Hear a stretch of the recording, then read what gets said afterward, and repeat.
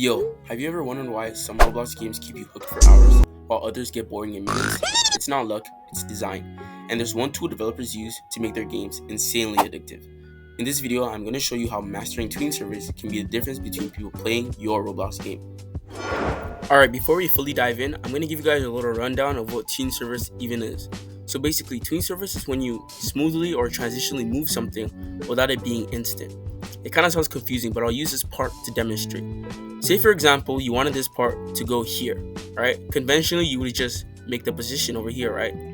But that would make it basically teleport to that position. But maybe you don't want that. Maybe you just want it to slide smoothly over here and then done. That's it.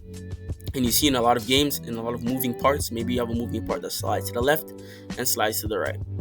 Now, this can not only be done with objects in our world, but it can also be done with UI. And I'm going to show you guys next how that can be done and how many of developers use these methods in order to keep players hooked on their games. Alright, just like I told you guys before, TweenService does not only affect the world around you, it also affects UI. Now, this is a simple quest dialog that I used for my other video, but you see how the quest dialog just pops up? We're going to make it look like it comes down here and then swipes all the way up to give it more of an effective feel. And I'll show you guys what I mean. But these little things and these interactive things will help you gain and retain people on your actual Roblox game. Now, when I click decline, it also disappears, and we should also make it just slide down, so give it an immersive feel. Alright guys, I made a couple adjustments. So when I come here and I hold E, see how it just pops up? It doesn't just, see how it just scrolls up, it doesn't just pop up. And then when I click accept, it swipes over to the side.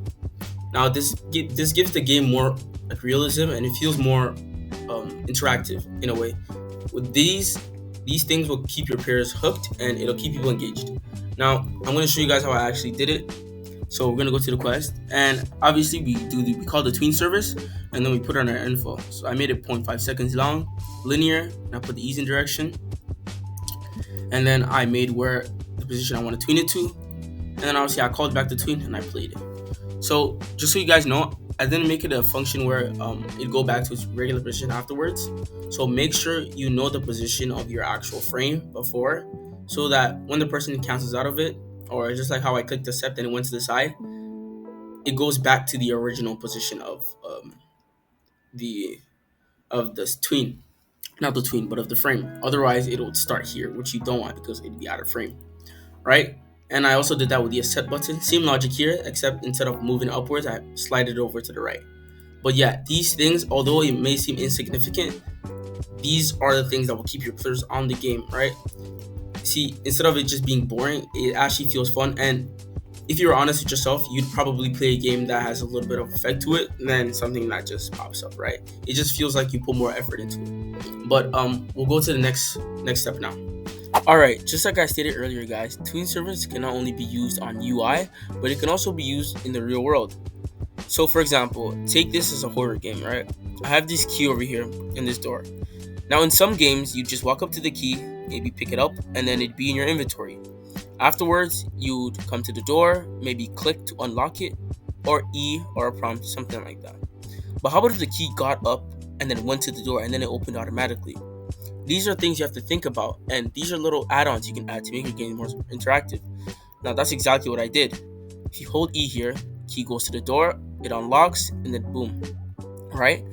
Now, this is not hard, and I'm going to show you guys how to do it right now. Alright, we're in the script. So, there's a couple things I want to point out here. This used thing over here, this is just so that the player cannot keep on spamming it, because as soon as it's done, it goes to the door. So, we have a key, we have the key, which we referenced here, TweenService, and the door. I put this all in the folder, the door and the key in one folder, and obviously the proximity prompt is right above. This is the function for the key to open. It uses regular TweenService. I tween the C frame, the position essentially. I make it go towards the door and then a little bit upwards. That's how we get that lifting effect.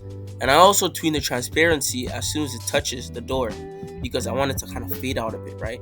So this is the function I created. And then I also created another function for the door opening once the other tween is complete.